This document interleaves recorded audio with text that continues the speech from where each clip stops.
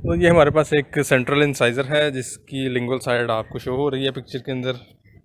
और इसकी crown part की एनाटमी इस तरह है कि इंसाइज़र एज है एक साइड पे, जो उसका कोरोनल पार्ट है बेसिकली क्राउन का। और साइड्स पे जो दो एजेस हैं उसको आप कहते हैं मार्जिनल रिजेस। यानी एक साइड पे मीजियल मार्जिनल रिज होगी, एक साइड पे डिस्टल मार्जिनल रिज होगी। जो लैटरल को फेस कर रही होगी वो डिस्टल होगी, जो दूसरे सेंट्रल को फेस कर रही होगी वो मीजियल होगी।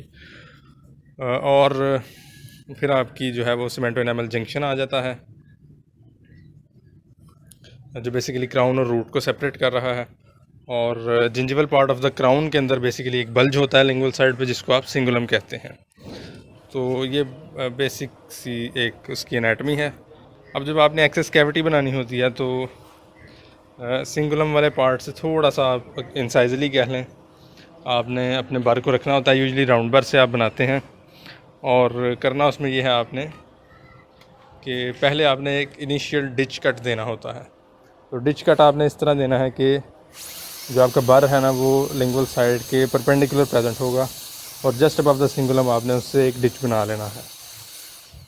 जब आप ये डिच बना लेंगे तो उसके बाद आपने इस डिच के अंदर अब अपने बर को इस तरह प्लेस करना है कि वो parallel to the long axis of the tooth हो जाए। और फिर आपने उसको अपने डिच को जो है वो डीप करते जाना है। आप डीप करते जाएंगे तो उसमें ये फिर देख लेना है आपने कि आपको ड्रॉप कब फील होता है। ड्रॉप फील होने का मतलब ये है कि पहले आपका बर जो है वो ऑब्वियसली डिच कट बनाते हुए एनामल को मतलब अब्रेड कर रहा था।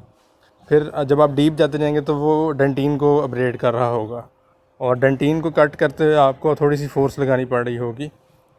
यानी आपको फील हो रहा होगा कि बर किसी चीज़ को टच करता हुआ आगे जा रहा है। लेकिन जैसे ही वो चेंबर के अंदर फॉल करेगा, पल्प चेंबर के अंदर, तो एकदम जो वो रेजिस्टेंस सी फील हो रही होगी आपको वो ख़त्म हो जाएगी। तो उसको आप कहेंगे कि ये ड्रॉप फील हुआ है मुझे।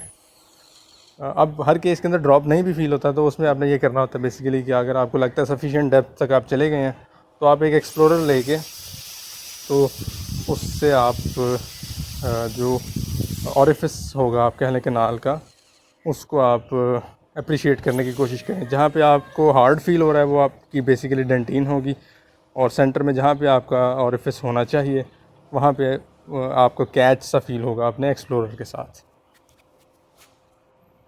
अब जब आपको ड्रॉप फील हो गया है या आपको जो ऑरिफिस है वो मिल गया है एक्सप्लोरर के साथ, तो अब आपने बेसिकली कैविटी को थोड़ी सी शेप देनी है। और एक दफ़ा आप चेंबर के अंदर चले जाएं फिर आपने बर को इनसाइड टू आउटसाइड जो है वो यूज़ करना होता है कट करने के लिए।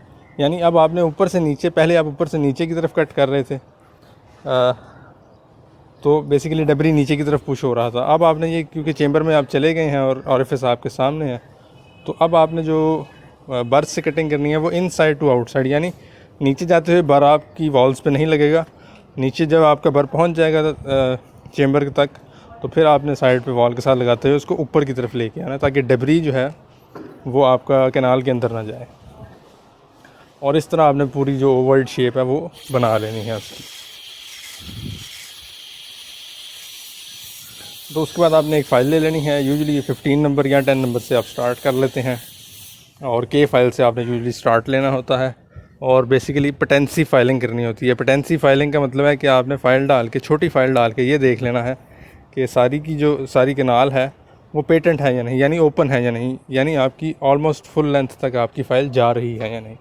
तो पहले आपने पेटेंसी फाइलिंग कर लेनी है। तो ये बेसिकली जो सारा प्रोसेस आपका होगा ये आप समझें कि आपकी एक्सेस कैविटी बन जाएगी और एक आपकी फ़ाइल आप समझें फुल लेंथ तक आप डाल के देख लेंगे कि कोई ऑब्स्ट्रक्शन नहीं है कैनाल के अंदर। अब यह है कि आपने इसके साथ ही देख लेना है कि जो कैनाल जो फ़ाइल आप डाल रहे हैं वो स्ट्रेट जा रही है या नहीं। अगर तो वो थोड़ी सी टेढ़ी होके जा रही है अंदर तो फिर इसका मतलब है कि कहीं पे ऑरिफिस के ऊपर डेंटिनल शोल्डर कोई प्रेजेंट है जो आपको रिमूव करना पड़ेगा ताकि स्ट्रेट लाइन एक्सेस हो जाए। तो वो आपने देख लेना है कि कहाँ से ऑब्स्ट्रक्शन आ रही है और वहाँ से आपने वो एक्स्ट्रा डेंटीन को रिमूव कर देना है ताकि स्ट्रेट लाइन एक्सेस हो जाए आपका।